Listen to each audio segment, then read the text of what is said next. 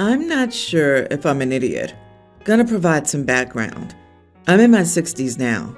I was married to my ex-wife and we had a daughter. Our marriage was going through its ups and downs, but I was really close to our daughter. But as our marriage was going through its difficulties, I made a huge mistake I still regret to this day. I started having an affair with my coworker. She was in a violent, abusive relationship at home. We became friends at work and things just escalated from there. She got an out from me. She got the support she needed to file for divorce from her husband, who's currently in jail. The affair went nowhere and we called it off shortly after. But I was glad that she got out of her abusive relationship and that she was safe. But when my ex-wife found out about the affair, things expectedly didn't go well. She lashed out and said a lot of horrible things about me to our daughter, who was a teen at the time. I admitted complete fault with the affair, but even after the divorce, I sensed that the distance between my daughter and me was growing until one day, my daughter said she wasn't going to speak with me anymore and she was going to cut me off from her life forever. That was the most painful thing anyone has ever said to me, and I begged her to please reconsider. I still remember that day. But time passed. My daughter kept her word, and after trying to connect with her for the first year, I gave up. I found out from one of my mutual friends that my ex-wife married a great guy. I was happy because I was hoping that would remove the hatred from my ex-wife and that my ex-wife would advise our daughter to at least rekindle a relationship with me. But that never happened. I moved to a different state a year later. I'm at peace now, but I still have some aching sadness. I've retired. Both my parents have passed away, and my brother passed away tragically a couple of years ago. To be honest, I'm waiting for my turn. I have only my dog and my sister left. A couple of hours ago, my daughter called me on my phone. I last spoke to her 17 years ago. I instantly recognized her voice, but I didn't feel anything. No happiness, no sadness, just indifference. She was crying a lot on the call and we caught up on life. She's married and she has a daughter who's now a tween. She apologized for cutting off contact and she says her mom asked her to reconnect with me as her mom felt guilty about how everything played out. She said she wanted me to meet her daughter and her daughter constantly asked about granddaddy, but I wasn't feeling anything. After we caught up on everything in our life, I told her I didn't care about her or her daughter and to never contact me again. And then I hung up. Was I the idiot for telling her that I don't care about her or her daughter and to never contact me again? This is one of the most obvious "you are the idiot" stories I've seen here. Good Lord. You destroyed her childhood and her family by choice.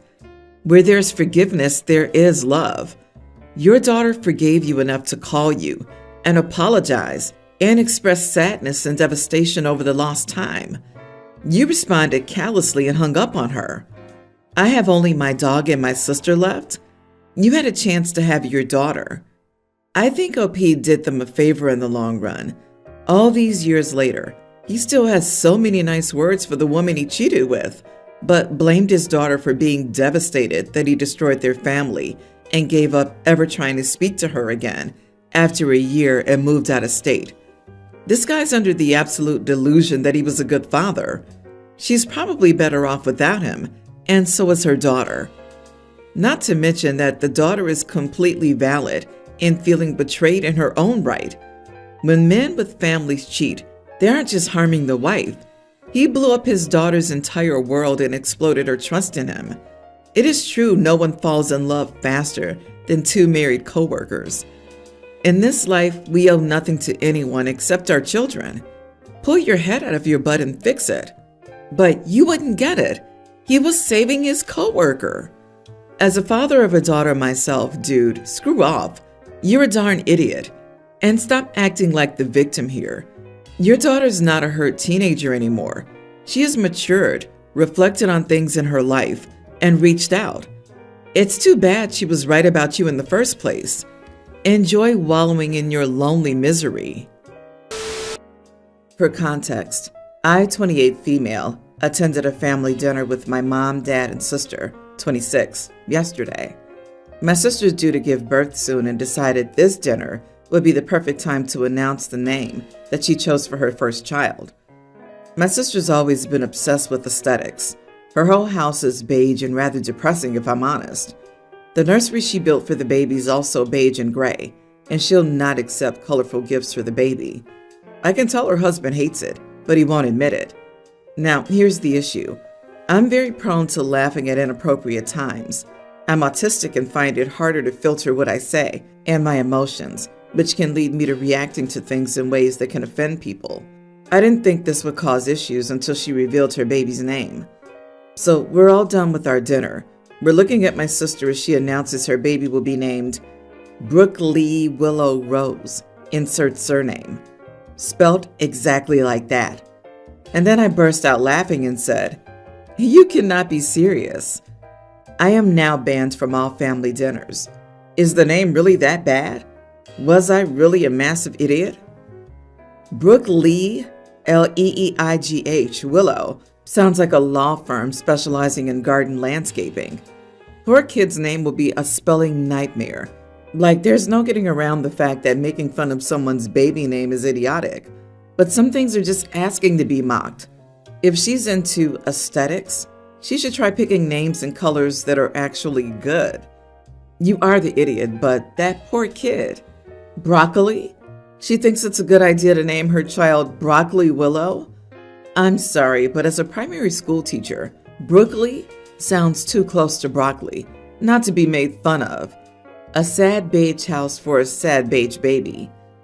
I'll argue that Willow and Rose aren't really that bad, but wow, Brookley looks like whoever was writing it had a stroke mid-name.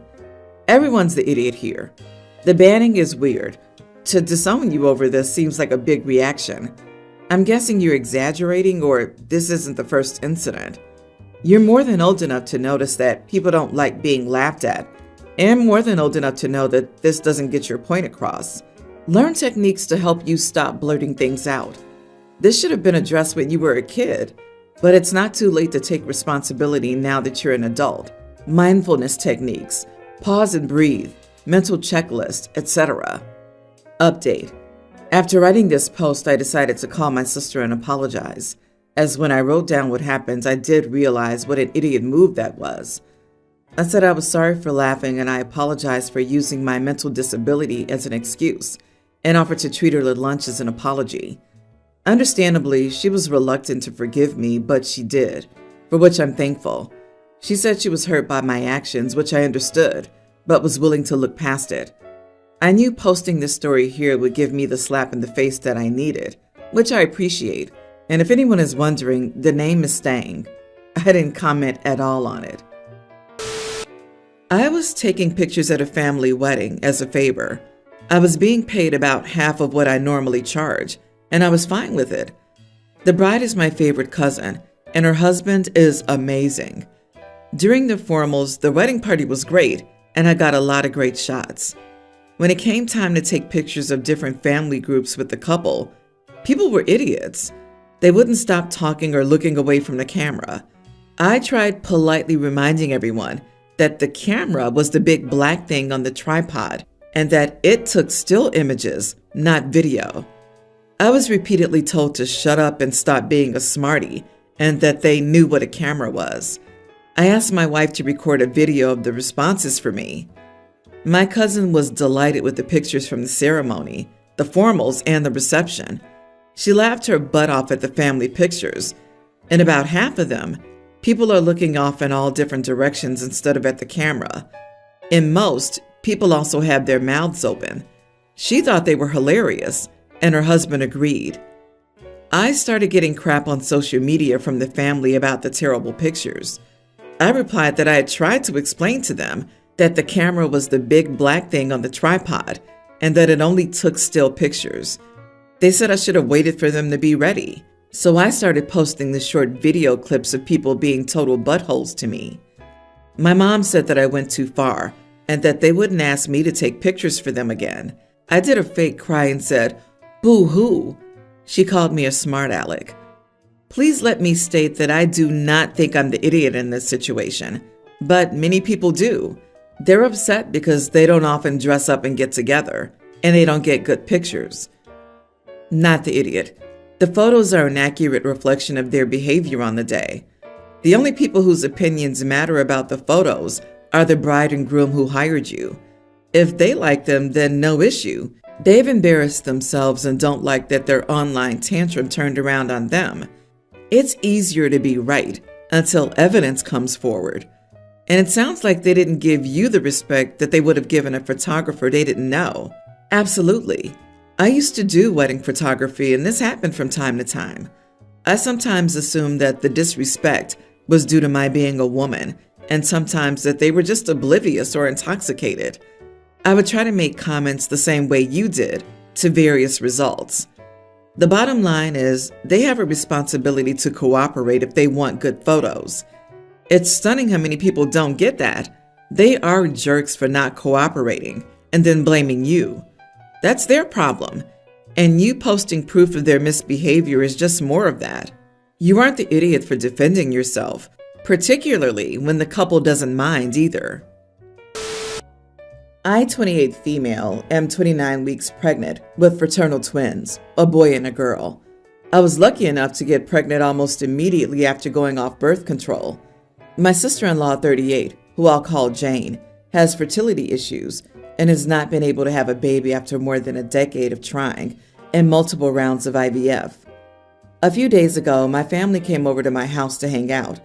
I told them that I had finished decorating my nursery, and my mom, sister, and other sister-in-law all wanted to see it, so I took them in to see it. Jane looked unhappy when I mentioned the nursery and said she'd rather not see it. She went out to the porch while we went inside. We stayed in the nursery for a while, and eventually, Jane came in because it was too hot outside. We were talking about babies. My sister and other sister-in-law both have young children, and Jane looked a bit uncomfortable with the conversation. My sister-in-law said that I was lucky to get pregnant with twins right after I started trying. After that, Jane started crying and left the room. We all went to talk to her, but she said she felt awful having to constantly hear about our babies. She went on a long rant about how she feels excluded because she's the only one of us without a child now. She thinks our mom treats her like she's less than my sister and other sister-in-law because they have kids, and now that I'm pregnant, we don't talk about anything but kids.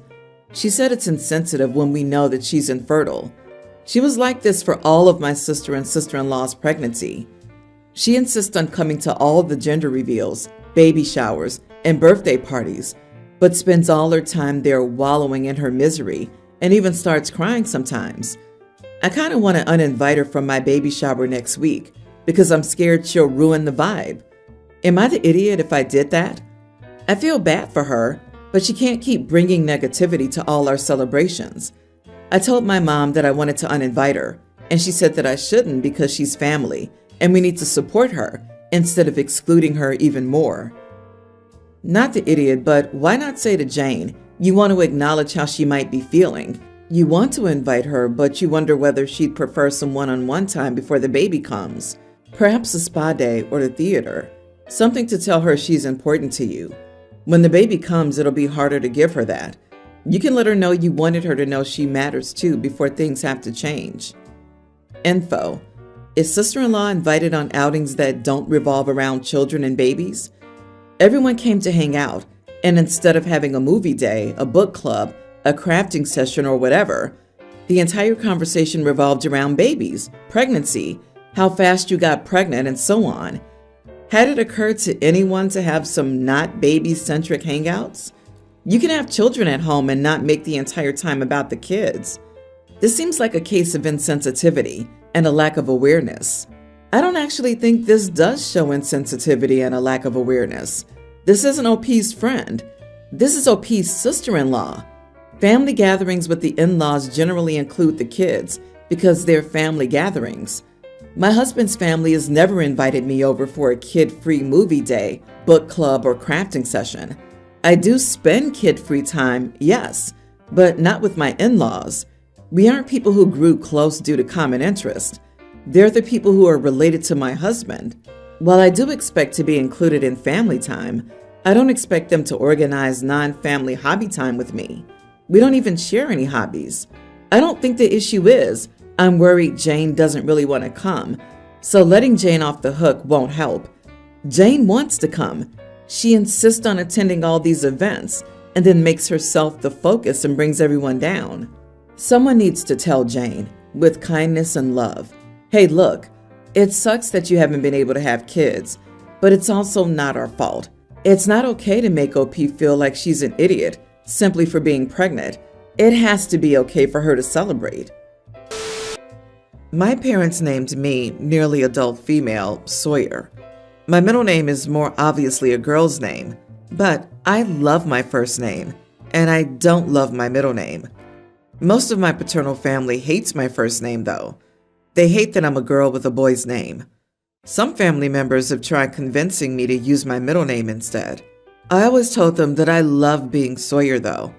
I'm willing to compromise and have people call me by both my first and middle name, but that's about it. Only this isn't good enough, and lately more family members have been calling me by just my middle name. I told them I didn't like it, and they said my first name didn't fit me at all, and I'm so girly and sweet that I should have a name that screams girl.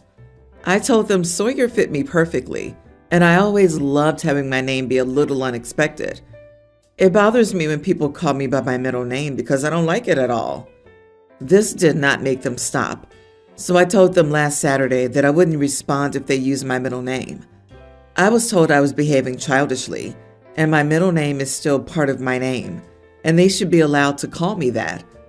I told them that if they don't respect my wishes, then why should I respect theirs when this is my name? Am I the idiot? Excuse me, your family wants to call you by your middle name instead of your first name? You object and they think you're the one who's being childish? Nope, they've got it backward. Feel free to respond only to your first name. I suggest that you have your father lay down the law with his family on your behalf. You get to have a voice and speak for yourself, but the issue will probably be resolved to your satisfaction more efficiently if he intervenes for you. My advice is to give them ugly nicknames, or just give them entirely new names and say they fit their personalities better. Ideally, something old-fashioned, like Gertrude. Sorry, Gertrudes. Also, since when is Sawyer not a girl's name? It's been a girl's name, too, for at least the last 40 years, and as of this year, it's about evenly split between boys and girls. Moreover, even if she were the only one, she's a girl. Her name is Sawyer. Therefore, Sawyer is a girl's name. I'm reminded of a popular quote by comedian Susie Izzard. They're not women's clothes. They're my clothes. I bought them. I mean, in retrospect, they were women's clothes, but the point still stands. My sister refuses to respond when people use her first name, ever. Even when she was a toddler, she simply wouldn't. So guess what? We use her middle name as she requests. It's not hard. Your family has a lot of collective nerve. Stand your ground. Only you get to decide what you're called. Ignore the heck out of them until they get the message.